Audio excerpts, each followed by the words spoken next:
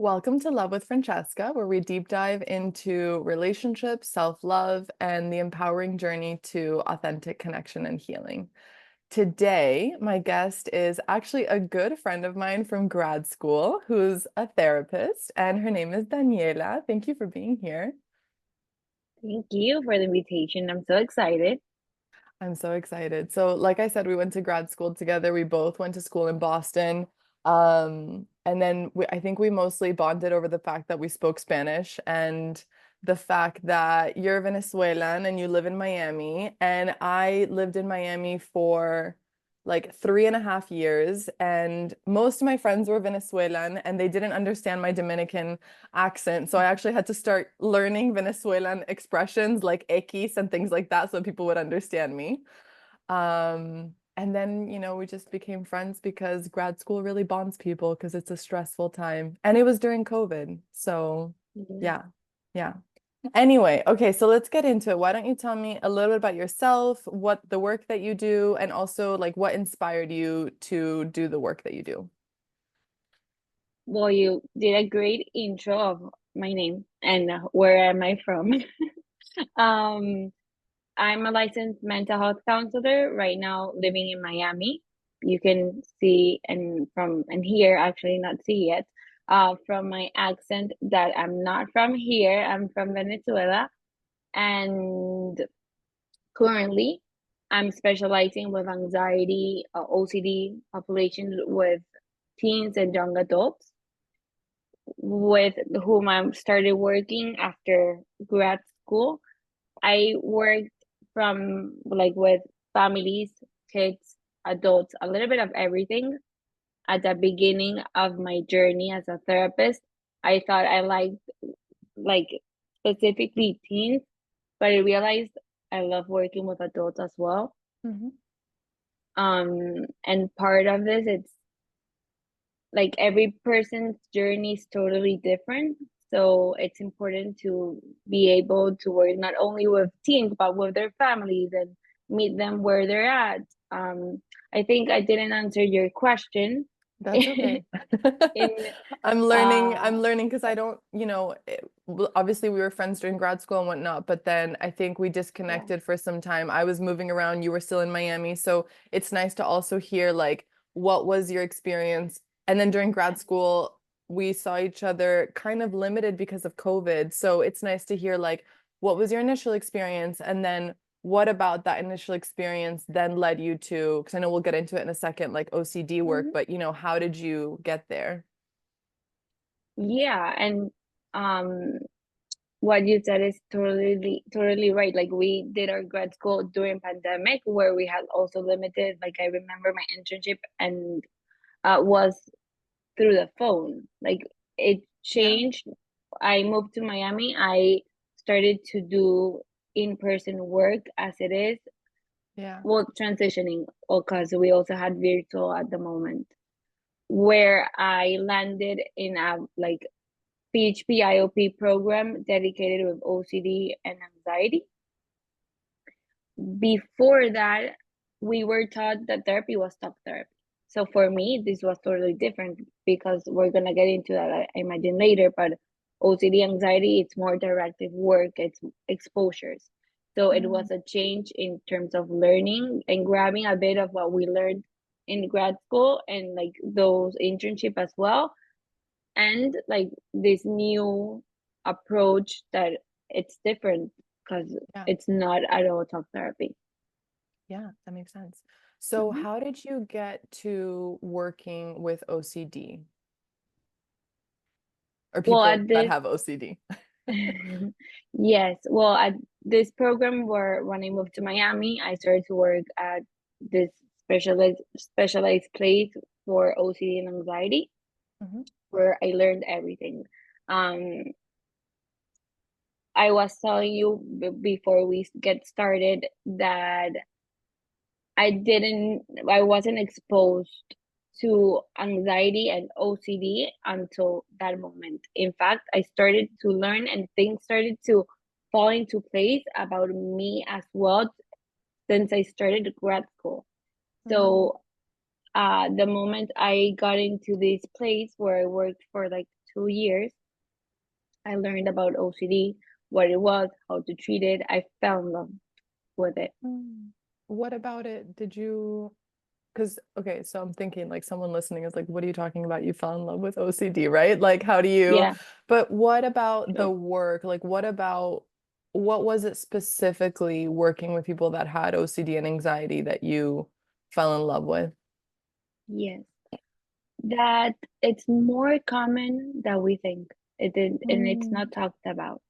1 in 100 kids are diagnosed with OCD. wow. Anxiety, I believe that a lot of people have anxiety.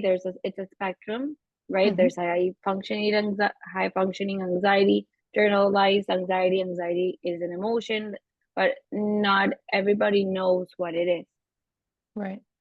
You asked me at the beginning why I liked and what like inspired me or drove me to work Yeah. with anxiety. Yeah. It's that mm, us like me growing up, I grew up in a Latin community where there it wasn't, or in my experience, it wasn't spoken about. Hmm. You were this kid that you were shy or you were extroverted and you were like this and you want things now, but like it's more as labels, but there's not a why. They Yeah. give you like a name. Yeah. And it wasn't until grad school that I started to realize like, wait, this heart, like the feeling that my heart is gonna fly out of my chest when you are calling my name to speak in class, this is anxiety. Oh, now everything makes sense. Yeah. Yeah. It is interesting, right? Because like similarly, I grew up in Latin cultures between Italy and Dominican Republic. And the thing, and I find it even here in North America, is that when we don't understand mental illnesses, the spectrum of mental illnesses, we then personalize the mental illness to the person in the sense that like we say like, oh, that's like Aunt Jessica, she's just super anxious, or like, oh, that's cousin Mary, she just like doesn't eat much, that's just her, Yeah, or like that's Uncle Jeremy, he just procrastinates a lot and he's like never really followed through with anything and he's never really achieved much. And it's like, okay, so there's depression, there's anxiety, there's an eating disorder. Like yeah, there's actually so much mental health that's going on. But because we don't understand it, we just assume that it's like the person's personality. But I find that once someone, and you see this transformation in therapy, like once someone understands that there's a mental health issue going on and they work on that mental health issue and they kind of like undo the layers of the mental health and they separate the mental health from the person, then you get to know the person and it's like there was a whole individual under this like mental illness that was like kind of infused in their personality and like determining their behaviors. And when you take that out, then you actually get to know like the authentic person that was there the whole time. And that's such a beautiful transformation to see. I'm sure you see that a lot in the work that you yeah. do. And Yeah. it's beautiful because as you said, maybe not only the viewer, like the other person gets to know that person, but themselves.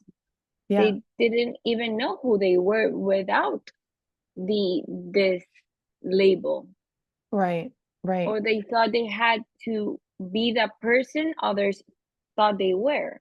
And like, and I think that happens a lot with relationship. You are one person with your partner, you're one person with your parents, you're one person with your friends, but who are you? How can you bring those parts of you that are there in Hmm. those different like relationships and with Yeah. yourself? Yeah. Hmm. Yeah. And it's hard to do when you don't realize that there's a whole mental health, call it illness, diagnosis, whatever you want, that's like massively influencing who you are and your character, and you're Yeah. not even aware of it. So Hmm. let me take a few steps back. Why don't you, if you can walk us through like what is OCD? Because that's a whole big, like what Hmm. is OCD and like what isn't OCD? Okay. So OCD, it's obsessive and compulsive, like OCD, obsessive and compulsive disorder. My Spanish brain was going to interfere. Yeah. Uh-huh. As a word said, it's it has to have obsessions that are intrusive thoughts, images, um, thoughts, images, urges that we call intrusive thoughts. These are unwanted, per like repetitive, right? Mhm. We don't want them there, and these bring up anxiety. Having the Mhm. thought of them bring up anxiety. So for OCD to be there, you have to have obsessions, which are these recurrent thoughts. And not only obsessions, but compulsions. Compulsions, it's what we do to relieve that anxiety from those thoughts. These are repetitive behaviors, or also they can be mental compulsions that we do for the intrusive to prevent the intrusive thought from occurring. So it can Mm. be from checking something a lot several times, washing my hands several times, or seeking reassurance. Sometimes it's, I say mental compulsions because sometimes we check mentally, did I say this? I will go over the conversation over and over, right? Mhm. In Mhm. my mind. So it can be rather behaviors or also like through our mind. Mm. And so that's like the mental part that we go through, which I think a lot of people can relate to, like that rumination. And that's the thing, I think it's important to understand, like, not just what is OCD, but what isn't OCD, because there's so much that you just described that any regular human being experiences, right? Like, you say something stupid in a conversation and then you stay up at night thinking about that. Like, that's super normal, right? But then it's like, at what point does it now become like, no, you actually have, like, you actually qualify for the diagnosis of OCD? Yeah, and that's a really good question because anxiety and OCD are very similar. I feel like they're family, but they're not the same.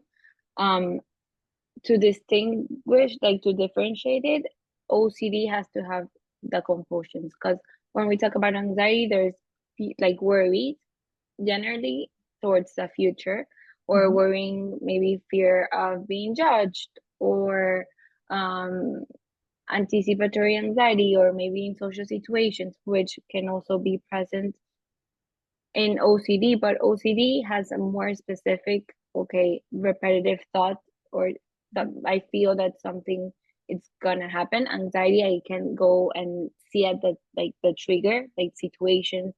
If it's I said before, like social situation or an event, right? Yeah. But for OCD, there has to be a ritual, something that I'm repeating over and over to reduce that anxiety. For Mm. anxiety, sometimes it leads to avoidance, right? Mhm. OCD, I have to engage in this behavior several times, and it it impairs my lifestyle because I spend a lot of time doing this for something not to happen. Right, right. Mhm. Gotcha. So that makes sense. So it's like, once you get to the point where your attempts to, like, make up for these intrusive thoughts that you're having, or like your attempt to like quiet down the intrusive thought, is, it gets so intense, like it takes up so much time out of your day, that then you're maybe not able to like get work done on time, or like get ready for Mhm. school, or like you're not able to create like healthy relationships because, I mean, yeah, I'm listening to you. So I've been diagnosed with OCD and I've been working on it for many years now. We were chatting about this before we got on this call. And I'm listening to you, and I remember saying to you before getting on the call, I was like, listen, I'm really excited for this conversation because I understand OCD. Obviously, I'm a therapist, I get it. But it's one of those disorders that's just like so complex, and I think of it as like a little green monster in my brain that I have to just like learn how to navigate, because Yeah. it's like the more I learn about it, the more I feel like I don't actually fully understand it, because there's so much to understand and learn. And that whole thing that you were just saying of, the rituals and the compulsions is so true, because it's like, I remember when so I have a hair pulling disorder called trichotillomania. And so I remember when I was like at the peak of this disorder, like I would spend hours engaging in this behavior.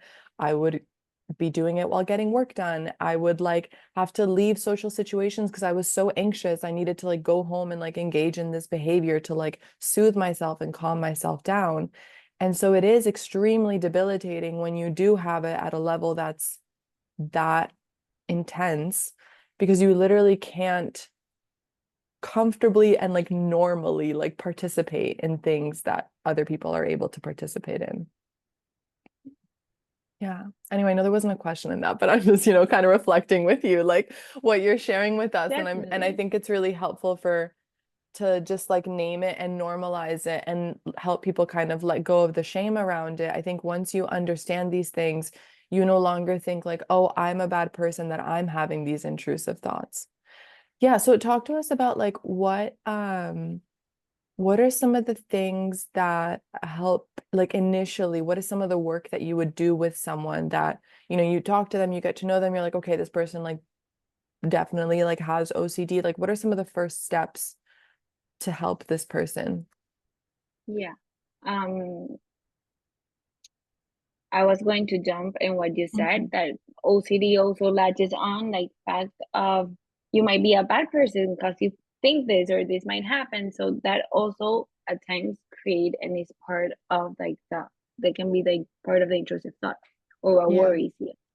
But yeah, a So thought. like it can get like intertwined. Sorry, we'll get to the strategies in a second. I'll keep that there for us. But you're saying like it Yeah. can get very intertwined with like how I think of myself as a person because of the thought that I had 100%. Yeah, and yes, because we latch on OCD as an identity or anxiety as an identity, right? So Mhm. what you said that I think it's beautiful. You see, you're like OCD as a little monster or a part that's Yeah. there, but that's not Yeah. you.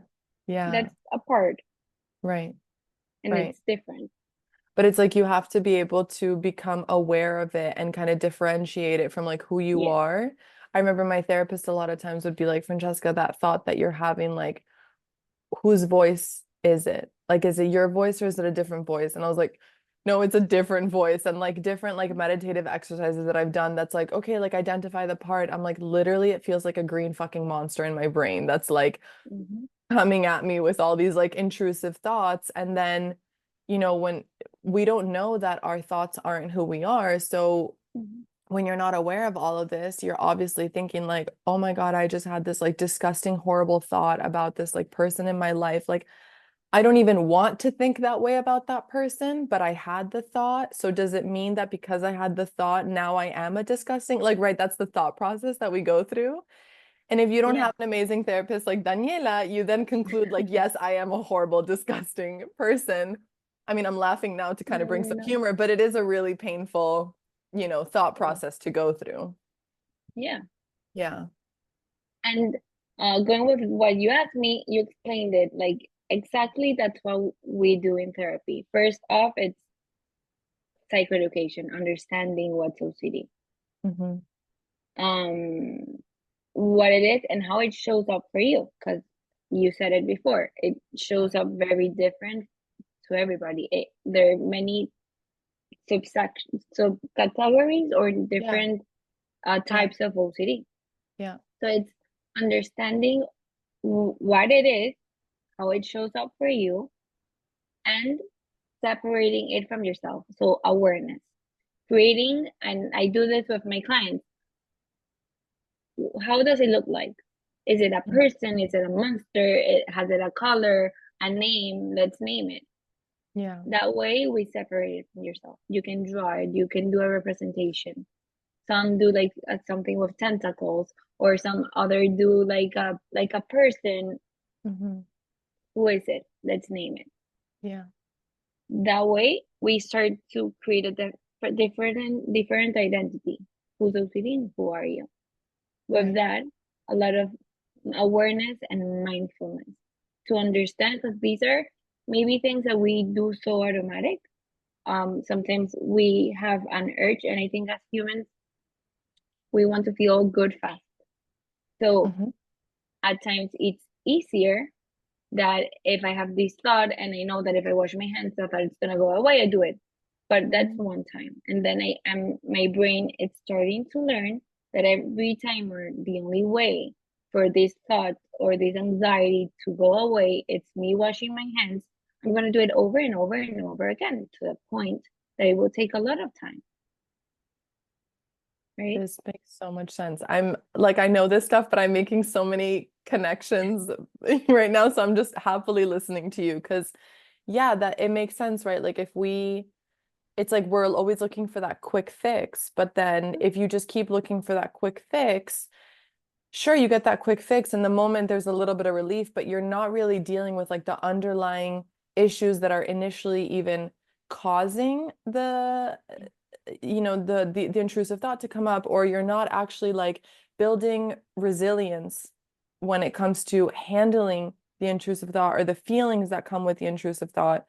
Because that's the thing, like even with like hair pulling or skin picking or other forms of like subcategories of OCD is like, okay, sure, the first time you just do it a few times, but then you have to keep doing it more and more and more. It's kind of like antibiotics, like we build a resistance to it. And so then you have to do it even more to satisfy the need, the initial need. And and that can take up hours of your day. I hope that does that make sense?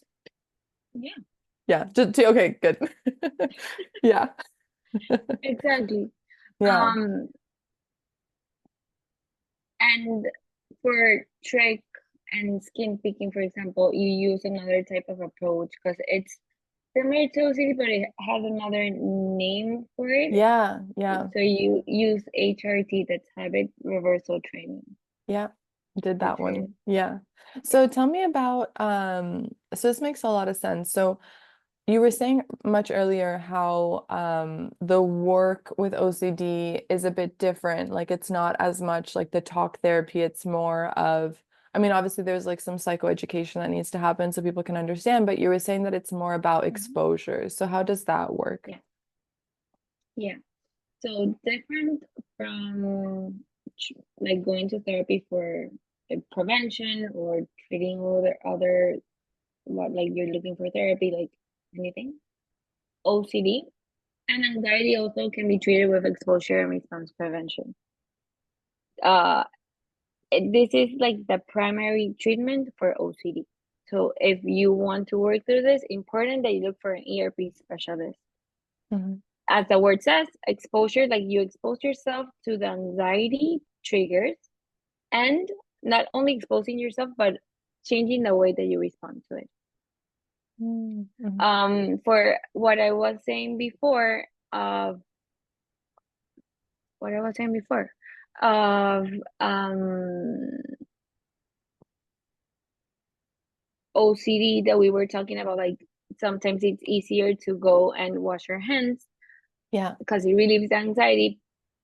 The idea of ERP it's for you to sit with discomfort and understand that anxiety, you're gonna feel it, it's gonna peak, and after a while it's gonna go down on its own. It's Mm. not that we have to do something to make it go away. Right. We want to train our brain and teach that we're able to sit with discomfort, with Mhm. what feels uncomfortable. Mhm. Yes, with every thought of your body, you will want to engage right away in that compulsion because Yeah. in that ritual because it's that what you have learned that's taking that feeling away. So part of this is exposing yourself to what brings up anxiety and resisting the urge to engage in the ritual or in the compulsion. Mhm. Mhm. Changing the way, so we're changing the way that you respond to it.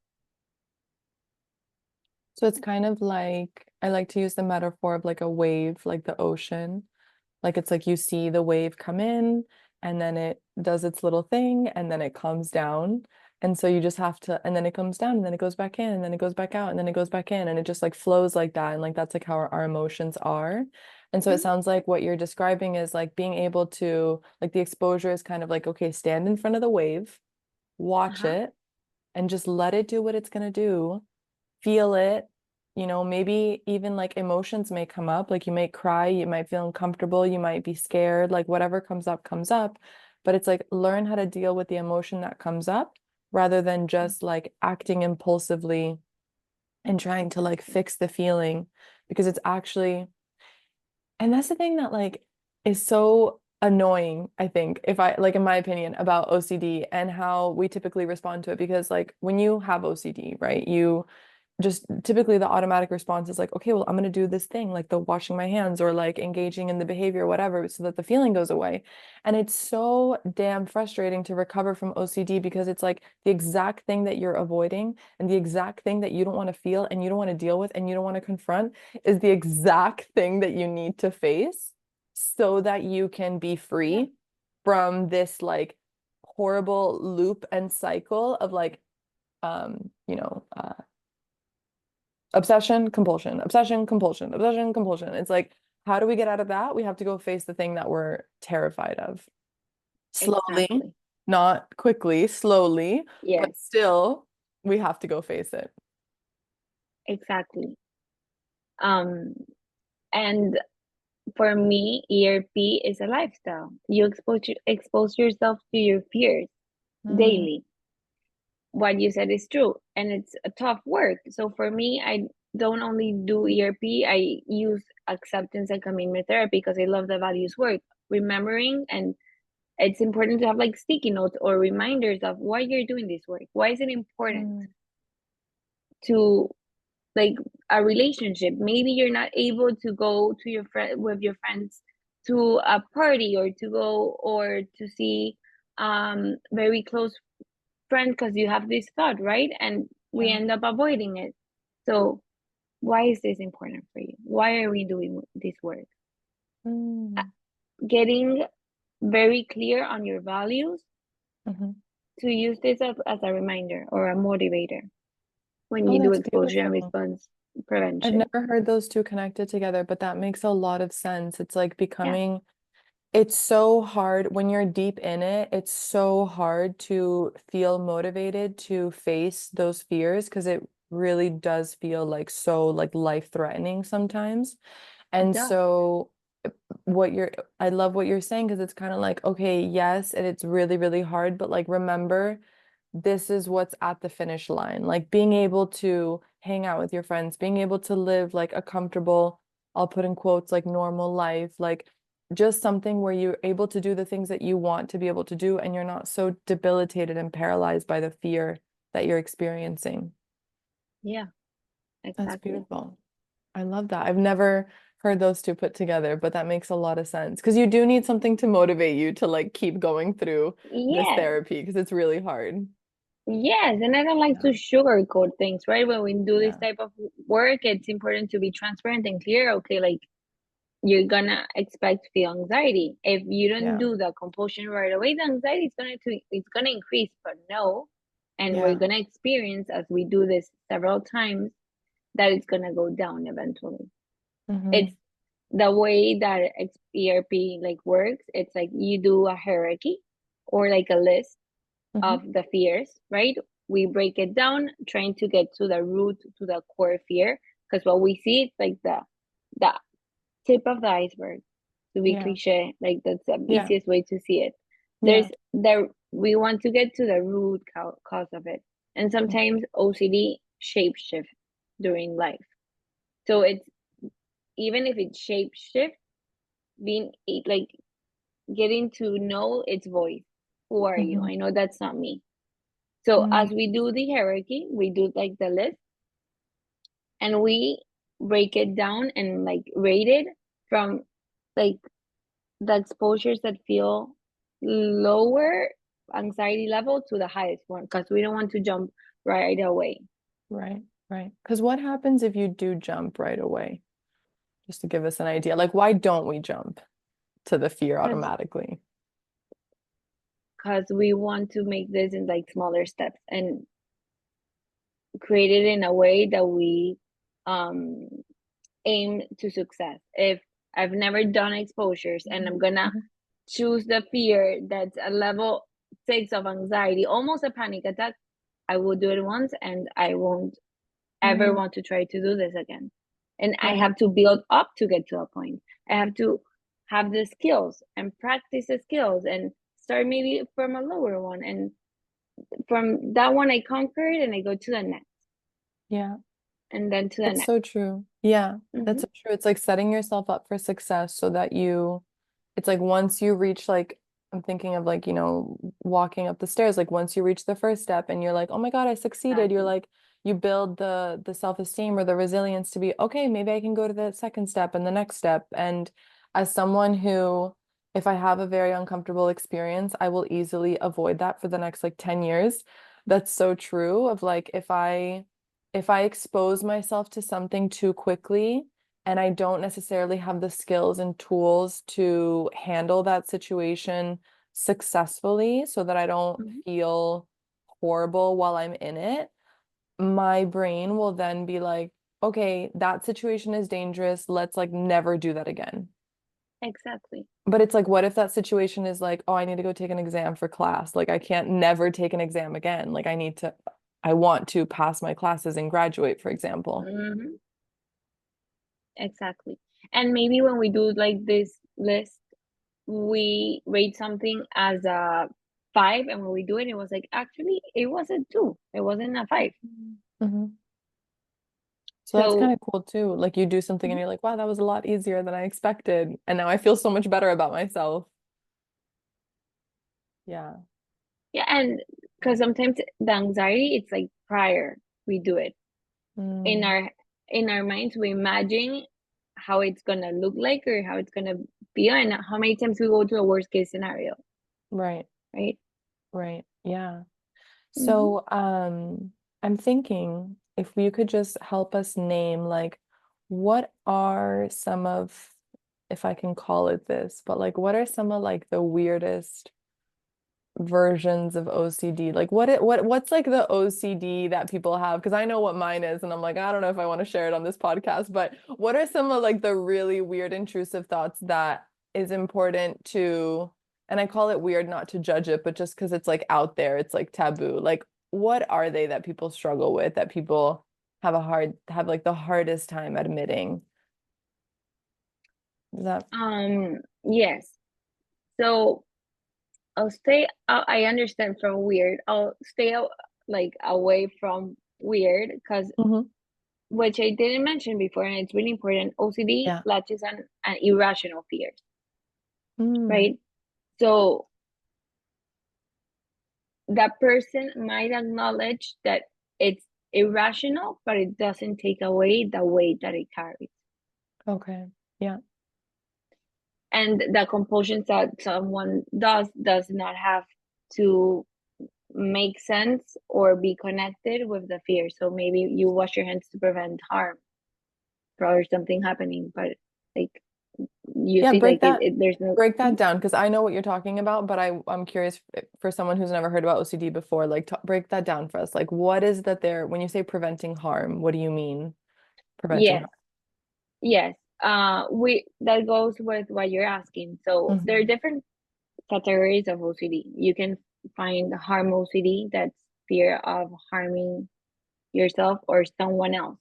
It's like maybe you have an image of stabbing your dad or a friend from school, right?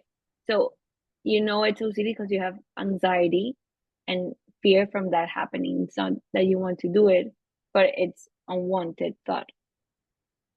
So it's the So fear of potentially doing that thing that allows us to mhm, understand like this is OCD. It's not that you actually want to do this thing. yes, it provokes distress and anxiety. The thought of it. Yeah. Yeah. Hmm. So these What are types other of what intrusive what thoughts. other types of yeah that you see? Um, there's also scrupulosity that's Oh, what's that? related to moral OCD, like religion OCD. Um, Can you give us some examples of what that is? Because I don't know if I remember that. yes. So for that one, it can be fear from the devil coming, or Mm. um, if which it can be controversial, right? Because if you practice certain religions, it's like there's a baseline on, okay, the Bible says this and that, or the Torah says this and that.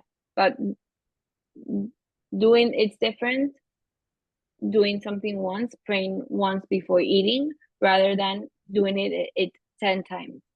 Right. Like right? obsessively. Yeah. Or every time you pass by a church or pass by a synagogue or any Hmm. other religious place, maybe having to say a prayer or avoiding certain to say certain words or yeah, words that might be religious because something might happen. Yeah. So Yeah. scrupulosity is related to that. Scrupulosity. Lucky and unlucky numbers.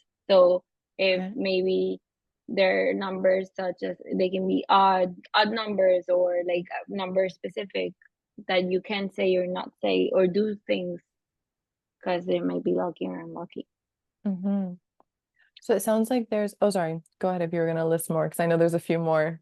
Other, I can keep going, but tell me. Mostly, I just want to name also the sexual ones, because I think those are Okay. some of the hardest, weirdest ones to, and again, not weird in a judgmental way, but it's like you have that thought and you're like, what? That's not what I want. And you kind of freak out at the idea that you're even having that thought. And it can be a very strange thought for people.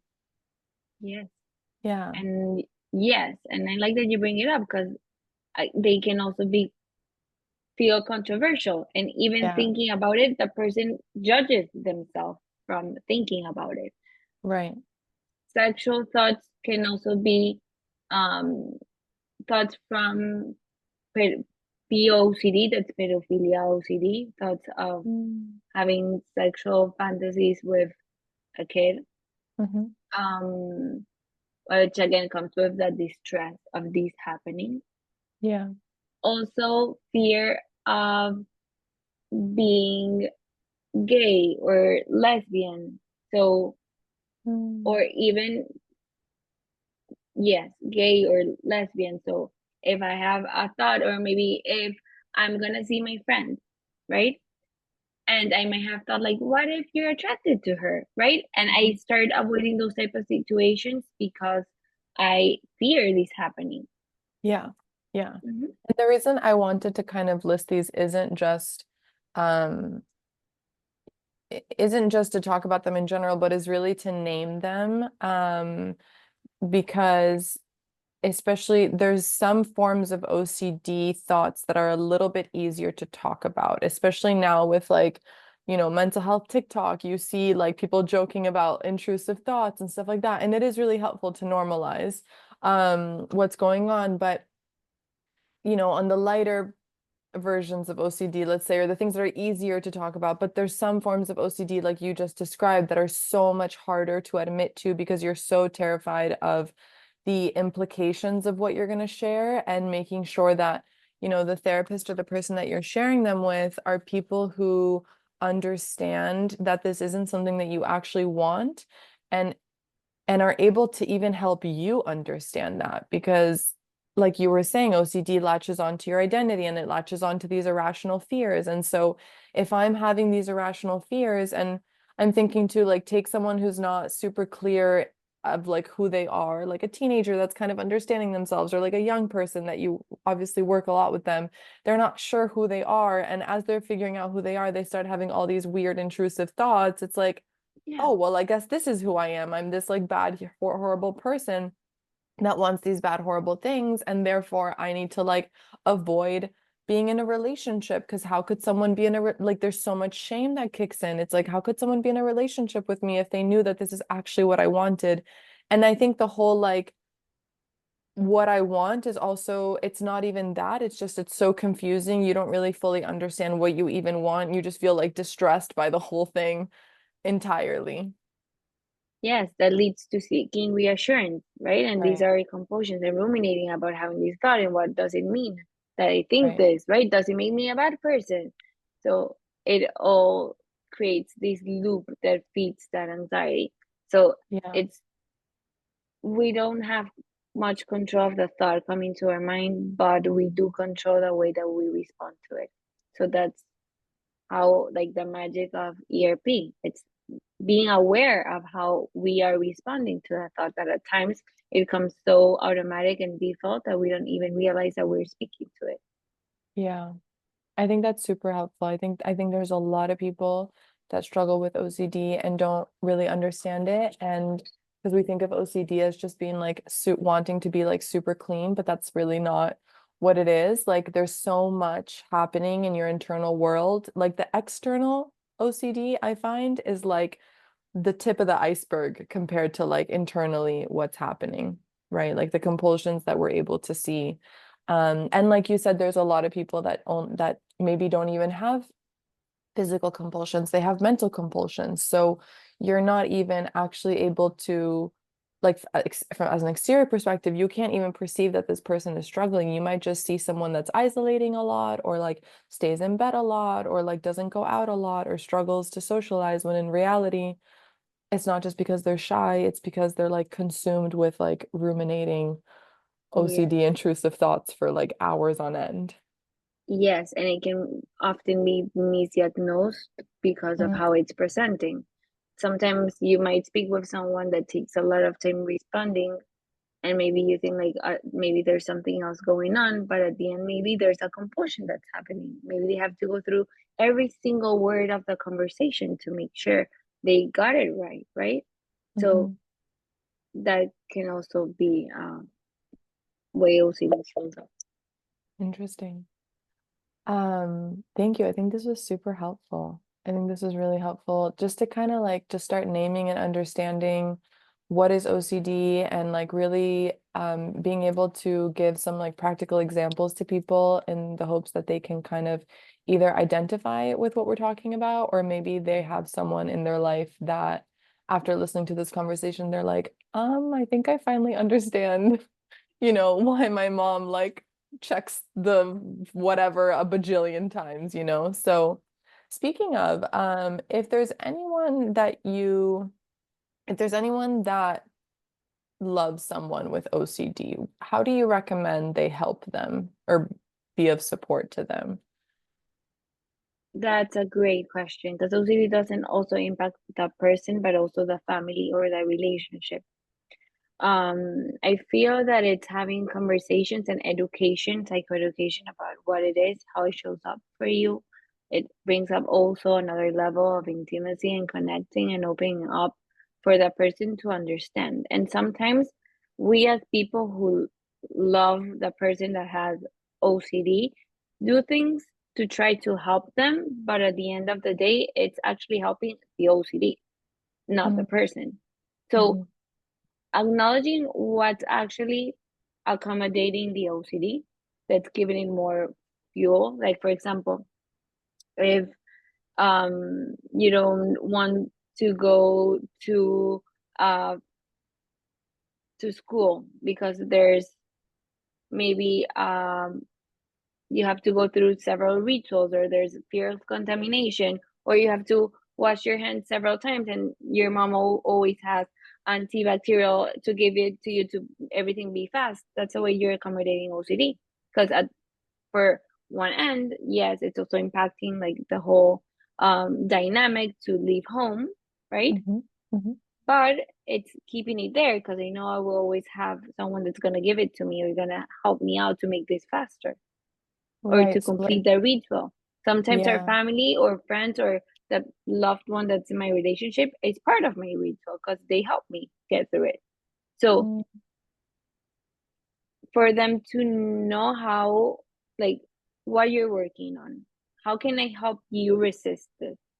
How can be words that I can use as encouragement? Because if I tell you don't do this, or because it might also, you know, make me mad. If I were to be that easy, I wouldn't even do it. So having these yeah. conversations, involving them in your care on like working as a team to make Yeah. sure they're helping you and not the OCD. I love that. I love the idea of like letting, like making sure that the family understands what is the goal of the care so that they don't create it's like, it's hard. I can't even imagine as a parent, but it's like, or, as a family member, but it's hard because you want to be there for the person. You want to create a safety net for them so that they feel comfortable and safe with you, and make life like easier for them, right? Because clearly they're struggling so much, but it's in that making life easier for them that you're actually enabling their OCD and giving even more power to the OCD. Whereas, like, you want to give power to the person's ability to, Yes. handle. whatever feeling comes up and the exposure, rather than just like, here, I got you, here's the antibacterial. Like one day, like don't have the antibacterial and like, and see what happens, so that your kid has to kind of learn, or the person in your life has to learn how to handle the situation when there isn't, because there isn't always going to be, I mean, antibacterial is just an example, but if we think about it as a bigger metaphor, like in life, there isn't always going to be an antibacterial soap. Like sometimes there's going to be times where there isn't, and it's like, well, now what the hell do I do? Like now I'm so Yeah, debilitated, I have to, it's like it's always having a crutch. I never actually learn how to depend on myself and trust myself to handle a situation. exactly. And that's what how ERP helps here, right? Because it's not taking one thing from one day to another, but also give you the skill so we can work towards that. Right. Um, and for the family to understand, like, and be part of it. How can they support you? How can you be your own therapist throughout life? When to acknowledge when OCD is showing up, how it changes, how what skills work for you, when to use skills, when not to use skills. So it's not one person type of therapy, it's also Mhm. involving your system with you. I love that. That's Mhm. beautiful. Any last words of wisdom or advice for anyone that's going through this? That you're not alone. I know it sounds cliche, but it can feel lonely, and especially if there's not enough knowledge about it, if never ever someone talked to you about OCD or even anxiety, right? Hmm. So looking for that support, if it's opening up to a friend, to a family member, Hmm. looking for a therapist, Hmm. finding someone who you feel comfortable and to talk about these things.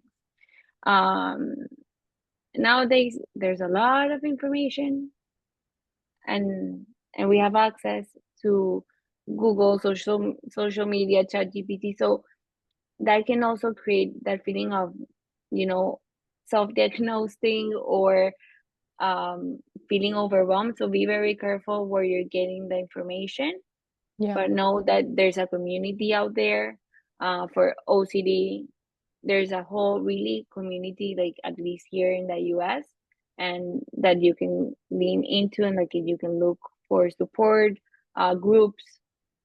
And if you're looking for therapy, make sure always, I'm going to repeat 100 times, ERP or OCD, but know that you're not alone in this and that there are resources available for you.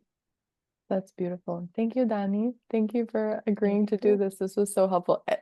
I don't know about who's listening, but this really helped me understand even better, the intersections of OCD and all the other mental health shenanigans I've been through in my life. So, thank you. Where can people find you? And thank you for the space. I love this. And I can continue talking. Where Me can people too. find me? In Instagram, I am at Aware with Dani. So my website is on the making, but for now, Instagram is the way to go. Amazing. Thank you so much for being here. Thank you, everyone, for listening. And if you enjoyed this conversation, like, subscribe, do all the things. But I think more importantly, share it with someone that you think could really benefit from this type of information. And yeah, go find yourself a good ERP certified therapist. Thank you.